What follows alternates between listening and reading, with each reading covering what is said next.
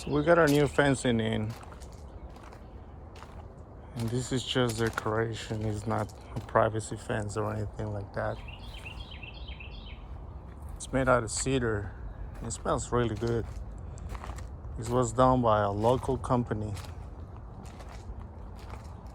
If you have any inquiries, leave a comment down below and I'll send you the information. But this was purposely done like that on the top. He's so distressed that my boss really liked it. And this has been done on another property of the company. I will just mimic it for the same reason. Because it's already done somewhere else and people always stop by to take videos, pictures of it. It's hard to replicate because of the cuts and the layouts. But apparently that's what makes it unique.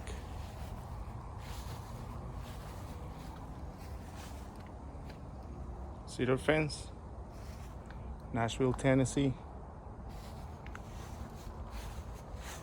And all they're add on to the project.